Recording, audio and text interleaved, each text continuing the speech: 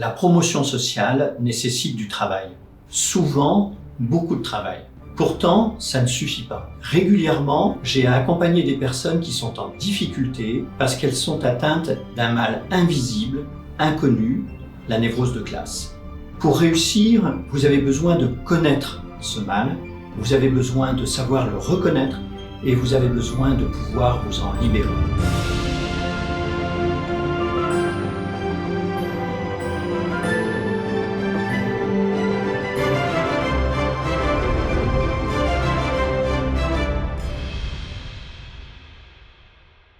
Qu'est-ce que la névrose de classe? Prenons l'exemple de Jean. Il travaille dans une entreprise dans le secteur du commerce. Il est arrivé dans son entreprise assez jeune, pratiquement après ses études. Il est arrivé sur un poste opérationnel et année après année, il a donné satisfaction. Comme il a donné satisfaction, on lui a donné des promotions et de promotion en promotion, Jean est aujourd'hui cadre dirigeant. Il est issu plutôt d'un milieu modeste, milieu ouvrier. Aujourd'hui, il est cadre dirigeant. Pourtant, à la faveur de sa dernière promotion, quelque chose s'est passé. Il a pris son nouveau poste, il a commis des erreurs, commencé à avoir des difficultés relationnelles et alors qu'il avait toujours, depuis des années, réussi, progressé, il a mis sa carrière en difficulté. Que s'est-il passé? Précisément, on est là dans une situation où la névrose de classe joue un rôle clé. La névrose de classe, c'est un concept qui a été créé et popularisé par Vincent de Goldjacq, qui est un sociologue, qui est aussi le créateur de la sociologie clinique. Vincent de Goldjacq explique globalement que chacun d'entre nous, lorsque nous avons à changer de milieu social, à la faveur d'une promotion, d'une évolution, nous allons avoir des difficultés avec notre identité. Pour Vincent de Goldjacq, il y a 3 identités, il en propose 3. La première, c'est l'identité héritée, c'est-à-dire au fond le milieu dont je viens. Il y a ensuite une identité acquise, à la faveur de mes études, des différentes promotions, d'un changement de milieu professionnel, je vais petit à petit avoir une identité acquise. Et puis il y a une identité espérée, qui est au fond le rêve que j'ai pour moi, qui d'ailleurs très souvent était aussi le rêve de mes parents. Ce qu'explique Vincent de Goldjacq, c'est que, à la faveur de mon mouvement social, de ma promotion sociale, du fameux ascenseur social, eh bien, mon identité extérieure va s'écarter de l'identité héritée initiale. Cela va créer comme un gap et surtout, cet écart progressif va créer une tension. Ce que nous explique Vincent de Goldjacq, c'est que cette tension, petit à petit, va être génératrice de souffrance. Et j'en viens à comment se manifeste la névrose de classe.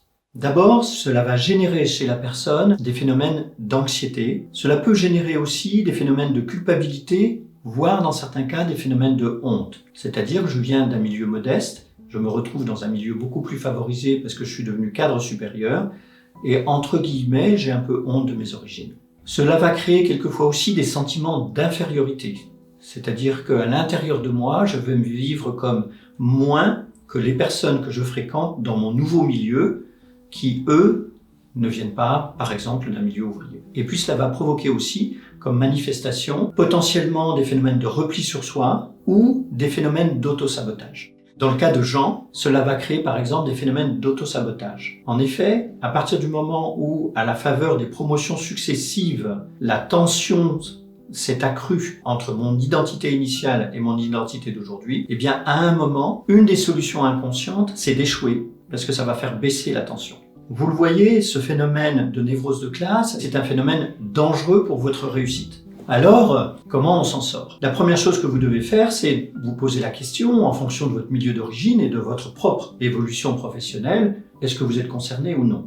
Et en fonction des différentes manifestations que j'ai pu évoquer. La deuxième chose, c'est que vous avez un certain nombre de pistes qui vont vous permettre de vous en sortir. La première piste, c'est que vous devez comprendre une chose qui est souvent négligée. Il n'est pas possible de réussir professionnellement, socialement, de bénéficier de l'ascenseur social à l'extérieur sans vous transformer et sans faire un travail intérieur pour revisiter votre identité de manière à faire bouger cette identité héritée et de la faire correspondre davantage à votre identité d'aujourd'hui. Ça peut se faire avec un thérapeute, ça peut se faire avec un mentor, ça peut se faire avec un coach. La deuxième piste qui est importante, c'est de bien comprendre le mécanisme de la névrose de classe, parce que je viens de vous le décrire, mais en fait la névrose de classe c'est vraiment un vécu intérieur.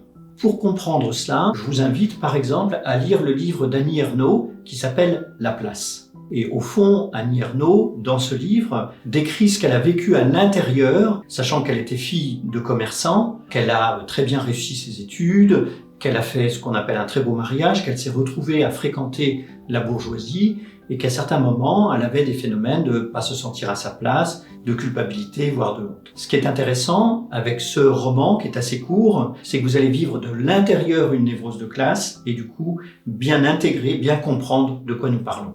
La troisième piste que je vous propose, c'est Vincent de Goldjach qui la propose également, c'est d'utiliser les ateliers d'histoire de vie ou de récit de vie. L'idée globalement, c'est à travers un atelier où je raconte mon histoire, de ressaisir ma propre identité et ma propre histoire pour pouvoir la réaménager, m'en ressaisir et redevenir auteur de ma propre histoire. Certains d'entre vous auront peut-être envie, besoin d'en savoir encore plus sur la névrose de classe. Vous pouvez lire le livre de Vincent de Goldjach. Vous y trouverez bien entendu une description très précise. Vous y trouverez aussi beaucoup d'exemples. Ce n'est pas un livre facile à lire forcément, mais pas non plus très difficile. Et en tout cas, pour ceux d'entre vous qui en ont le courage, qui en ont l'envie, ça enrichira beaucoup votre manière de comprendre ce mécanisme pour pouvoir éventuellement vous en libérer vous-même, voire à la faveur d'accompagnement que vous feriez pour d'autres. Vous l'avez compris avec cette vidéo, pour grandir à l'extérieur, dès lors que j'ai des réussites, dès lors que je commence à évoluer, à changer de quartier, à changer de mode de vie, de personnes que je fréquente, je vais avoir besoin aussi de faire évoluer ma propre identité intérieure.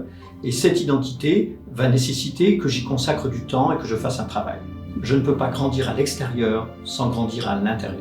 J'espère que cette vidéo vous aura permis de comprendre un mécanisme très important, peut-être de le partager avec d'autres à qui ce serait utile. Et puis, je vous donne rendez-vous à très bientôt sur cette chaîne pour une nouvelle thématique.